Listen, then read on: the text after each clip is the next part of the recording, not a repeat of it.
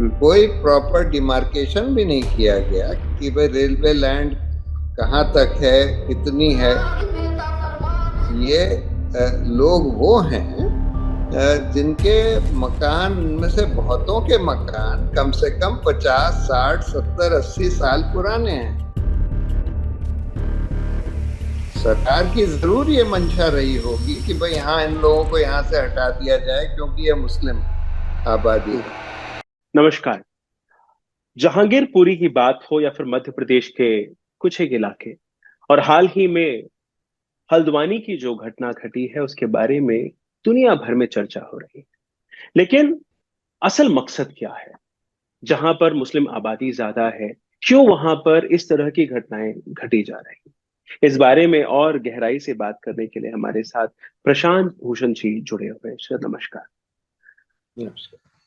Sir, जैसे मैंने शुरुआत में ही कहा कि जहांगीरपुरी की जब बात हुई तब भी आपको कोर्ट के दरवाजे खटखटाने पड़े, और बहुत ही एक तरह से आपको उसका जो फिजिकल कॉपी था, जब तक वो आप नहीं लेके गए, वहां के जो अधिकारी थे उन्होंने बुलडोजर नहीं रोका।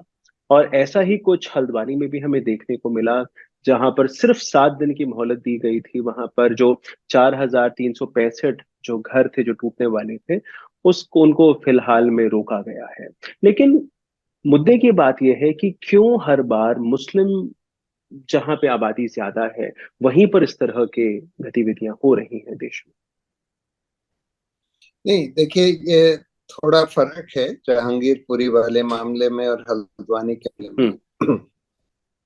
जहांगीरपुरी वाले में तो बुलडोजर सरकार लेकर आई थी, कोई कोर्ट का आदेश नहीं था। हम्म। हम्म। बिल्कुल गैर कानूनी तरीके से ये जी। कह के कि भाई इन लोगों का कोई अवैध मकान था। एक्चुअली हम्म। तो वो लोग ओवर्टली तो ये कह रहे थे कि भाई इन लोगों ने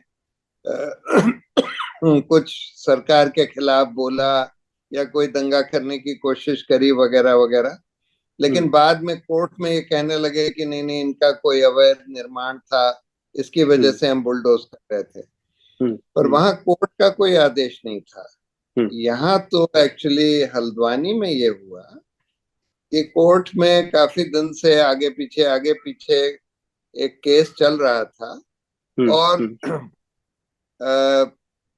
सुप्रीम कोर्ट ने, पहले वो सुप्रीम कोर्ट गया था मामला, सुप्रीम हम्म। कोर्ट ने ये बोला था कि भाई अगर ये लोग अनऑथराइज्ड ऑक्यूपेंट्स हैं, एनक्रोचर्स हैं, तो पब्लिक प्रेमाइसेस हम्म। हम्म। एविक्शन एक्ट में हम्म। इनके खिलाफ एक्शन लिया जाना चाहिए। हम्म। जहां पर हम्म। इनको सुनवाई का मौका मिलेगा, हम्म। जहां पर ये कह पाएंगे कि नहीं भाई ये लोग ऑथराइज्ड लीगल ऑक्यूपेंट्स हैं वगैरह वगैरह, हम्म। हम्म। तो वो प्रक्रिया वहां चल रही थी। उस बीच में एक नई पिटिशन फाइल करी गई अभी इसी साल हम्म। 2022 में। और उस पिटिशन की सुनवाई करके हाई कोर्ट ने ये ऑर्डर कर दिया कि भाई सब लोगों को हटा दिया हम्म। जाए। हम्म। हम्म। कोई प्रॉपर डिमार्केशन भी नहीं किया गया कि भाई किन करेक्ट। लोगों को हम्म। कि भाई रेलवे लैंड कहाँ तक है, कितनी है। क्योंकि हम्म। जो हम्म। एक नक्शा था उसमें तो हम्म। रेलवे लैंड जो दिखाई थी वो हम्म। सिर्फ रेलवे स्टेशन, जो हल्द्वानी का हम्म। स्टेशन है, और हम्म। उसके अलावा कुल 35 metre wide strip along the hmm. Railway hmm. Line के साथ साथ। हम्म। हम्म। लेकिन हम्म। यहाँ तो जिन लोगों का इन लोगों ने डेमोलिशन या एविक्शन ऑर्डर किया है, हम्म। ये तो बहुत रेलवे लाइन के बहुत दूर दूर तक हैं। हम्म। और ये लोग वो हैं जिनके मकान में से बहुतों के मकान कम से कम 50, 60, 70, 80 साल पुराने हैं। हम्म। 50, हम्म। 60, 70, 80 साल से ये लोग वहां पर रह रहे हैं। और बहुतों का ये कहना है कि भाई इन लोगों का जो लैंड है वो उनको लीगली या तो सरकार से लीज में मिला, या हम्म। किसी ऑक्शन में इन्होंने हम्म। लिया, हम्म। हम्म। या इनका कोई और राइट है। सो हम्म। देयरफॉर एक सवाल तो ये था कि भाई बगैर उनकी प्रॉपर इंडिविजुअल सुनवाई करे कि भाई जिस जगह वो रह रहे हैं वो किसकी जमीन है और उनका क्या वहां पर लीगल राइट है, वो तो पब्लिक प्रेमाइसेस एविक्शन एक्ट में तय हम्म। होता है। वो प्रोसीडिंग चल रही है, उस बीच में हाई कोर्ट ने इस तरह का ऑमनिबस ऑर्डर कर दिया, तो उनके राइट। लीगल राइट्स भी नहीं डिटरमिन हुए। हम्म। और दूसरा सवाल ये है कि सुप्रीम कोर्ट बहुत सारे केसेस में ये बात कह चुका है कि भाई राइट टू शेल्टर एक बेसिक फंडामेंटल राइट है हर एक नागरिक का। हम्म। तो अगर आप किसी जने को उसके घर से बेघर कर रहे हैं, तो उसको कोई ऑल्टरनेटिव जगह, अनलेस कि आप ये दिखा सकें कि उसके पास कोई ऑल्टरनेटिव जगह है, हम्म। अंटिल दैट आपको कोई ऑल्टरनेटिव जगह देनी पड़ेगी, उसको हम्म। रिहेबिलिटेट करना पड़ेगा। हम्म। बगैर रिहेबिलिटेट करे, अभी तो जो नया लैंड एक्विजिशन एक्ट आया है उसमें भी ये लिखा है कि भाई अगर आप किसी का लैंड एक्वायर करते हैं तो उसको रिहेबिलिटेट करना पड़ेगा, जी। उसको जी। ऑल्टरनेटिव लैंड देनी पड़ेगी। तो इसलिए ये सब बगैर करे हाई कोर्ट ने ऑर्डर कर दिया। इस वजह से इतना प्रोटेस्ट हुआ, हम्म। और इस वजह से मामला सुप्रीम कोर्ट में गया, और सुप्रीम कोर्ट ने उस पर, हाई कोर्ट के ऑर्डर पर रोक हम्म। लगा दी। हम्म। सर, मैं कुछ एक दस्तावेज देख रहा था, 2013 की बात है जब ये एक्चुअल में ये केस बनता है, शुरू होता है। तो 2013 में 28 एकड़ की बात शुरू होती है। और जब हम हाल ही में जो भी कागज, जो भी खबरों में देखते हैं, वो तकरीबन 75 से 83 एकड़ की जमीन की बात होती है। और जैसे आपने बोला 35 फीट, यानी जो रेलवे का जो ट्रैक है उससे 35 फीट तक का इनका नहीं, इन्होंने दावा एक्चुअली किया था। टोटल टोटल जो विड्थ है हम्म। रेलवे के इधर और उधर दोनों तरफ मिलाकर करीब 35 मीटर है। 35 मीटर मतलब कि है। ठीक। 35 मीटर की 110 फुट वाइड हाँ, स्ट्रिप है अलोंग द जो रेलवे दोनों ही लाइन। तरफ की है। नहीं तो करीब 50 फुट पच, इधर, 40 फुट जी। इधर, 40 फुट जी। उधर जी। रेलवे लाइन के जी। तो वहां पे जो तकरीबन। लोग हैं उनका ये दावा है कि तकरीबन 800 फीट से ज्यादा इंक्रोचमेंट बताया जा रहा है। जैसे आपने कहा कि जहांगीरपुरी की बात कुछ और है, यहाँ की बात कुछ और है। लेकिन जब हम और गहराई से देखते हैं, चाहे वो उत्तर प्रदेश हो, मध्य प्रदेश हो, जहांगीरपुरी हो, यहाँ हर जगह एक शब्द बहुत इस्तेमाल में लाया जाता है, एनक्रोचमेंट। यानी यहाँ पर भी इंक्रोचमेंट की बात करी गई, जहांगीरपुरी में भी इंक्रोचमेंट की बात करी गई। जैसे आपने बोला, बाद में उन्होंने यही शब्द इस्तेमाल किया। तो इंक्रोचमेंट नामक एक शब्द को रखकर सरकार क्या अपने आइडियोलॉजीज को, या फिर अपने जो भी उनके प्लान्स होते हैं उसको लोगों के ऊपर थोपने की कोशिश करती है सब? हाँ, ये तो खैर हम देख रहे हैं कि ये सरकार एनक्रोचमेंट के नाम पर, या कभी कभी इसके नाम पर कि भाई ये लोग कोई राइट करने वाले थे या ये कोई प्रोटेस्ट कर रहे थे। तो यूपी में और दिल्ली वगैरह में, जहांगीरपुरी वगैरह में तो प्रोटेस्टर्स के घर बुलडोज कर दिए गए। जी। ऑस्टेंसिबल रीजन तो यही था कि ये लोग किसी सरकार की चीज के खिलाफ प्रोटेस्ट कर रहे थे। हम्म। बाद में सरकार ये कहने लगी कि नहीं, ये लोग एनक्रोचर्स भी हैं। भाई कुछ भी हो, अगर एनक्रोचर्स भी हैं तो उसकी एक लीगल प्रतिक्रिया होती है, एक लीगल तरीका होता है ये डिटरमिन करने का। उनको आप राइट तो देंगे जी। ये दिखाने के लिए कि भाई वो एनक्रोचर नहीं है, उनका लीगल हक है। हम्म। और अगर मान लीजिए ये भी निकले कि उनका कोई लीगल हम्म। राइट नहीं भी है, हम्म। और वो एक्चुअली एनक्रोचर हैं और बहुत साल से वहां रह रहे हम्म। हैं, हम्म। तब भी आपको उनको रिहेबिलिटेट करना पड़ेगा अगर उनके पास कोई दूसरा मकान नहीं है। हम्म। क्योंकि राइट टू शेल्टर, अपने सर के ऊपर एक छप्पर होना, ये हम्म। हर एक नागरिक का मौलिक अधिकार माना गया है। राइट। सर, वहां पे जो लोग हैं उन्होंने कई दस्तावेज आगे रखे। जैसे एक 1940 के दस्तावेज भी आए। कुछ एक लोग हैं जिन्होंने कहा हम 120 साल से यहीं पे रहते हैं, यानी आजादी से पहले रहने वाले लोग।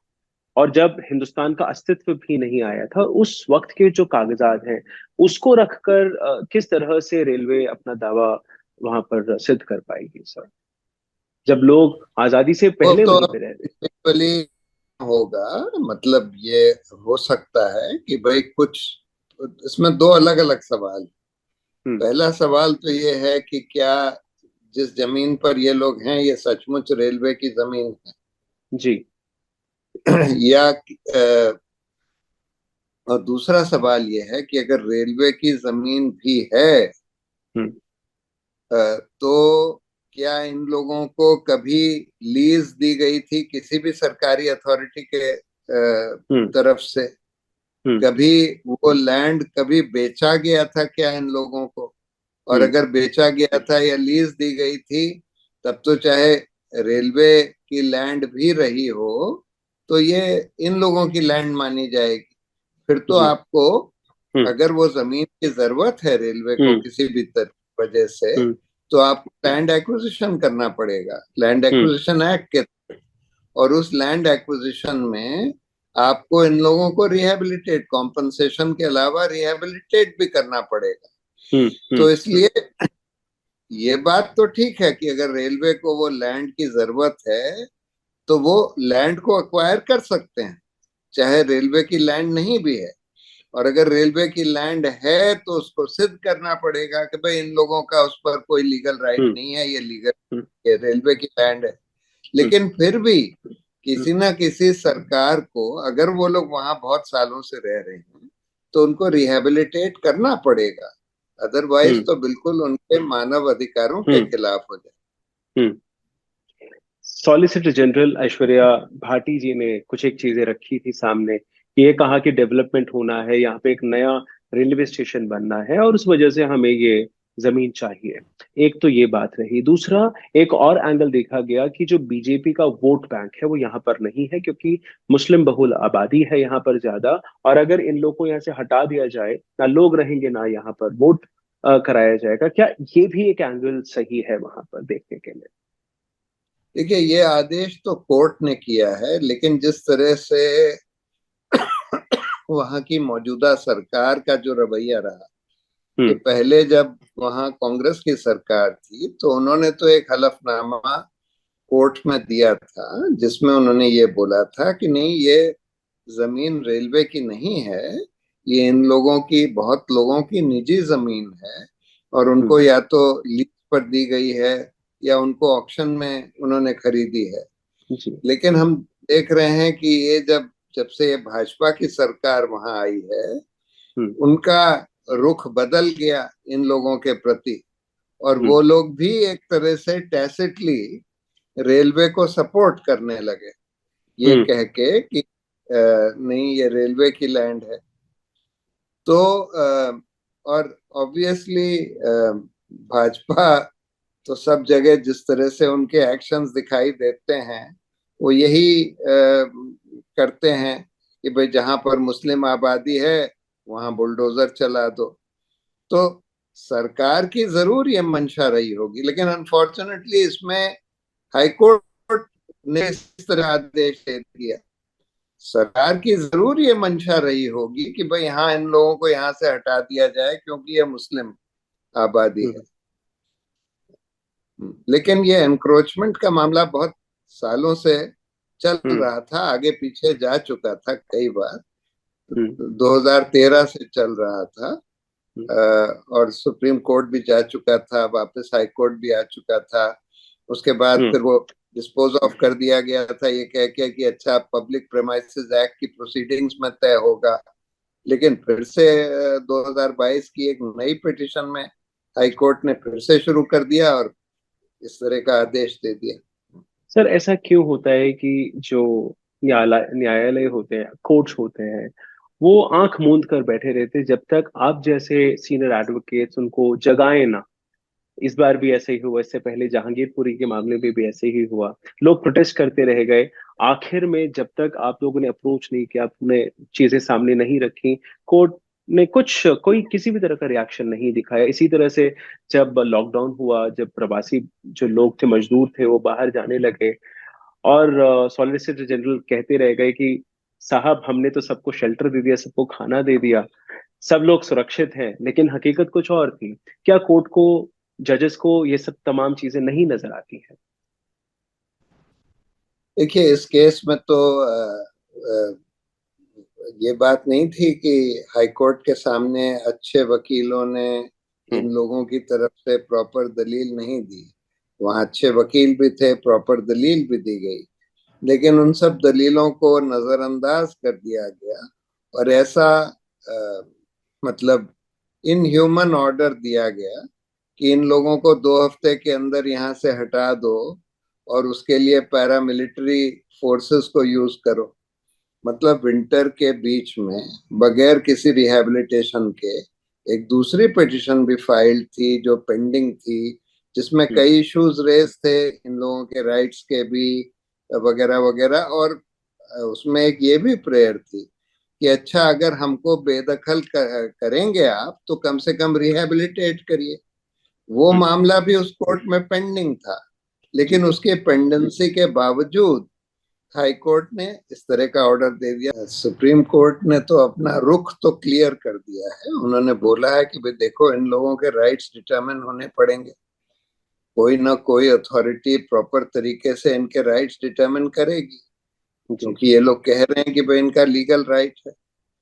और अगर लीगल राइट नहीं भी है कुछ लोगों का, अगर अगर लीगल राइट है तब तो आप उनको बगैर लैंड एक्विजिशन की प्रक्रिया करे बगैर नहीं हटा सकते। और अगर लीगल राइट नहीं भी है तब भी आपको रिहैबिलिटेट तो करना पड़ेगा। तो ये दोनों चीजें देखी जाएंगी। मुझे उम्मीद है कि सुप्रीम कोर्ट ये दोनों चीजें देखेगा। तो बहुत बहुत धन्यवाद आपका। आपने बहुत ही गहराई से लोगों को बहुत ही सुलभ लैंग्वेज में समझाने की कोशिश करी और कई लोगों तक ये बात पहुंचेगी। शुक्रिया। Thank you so much sir.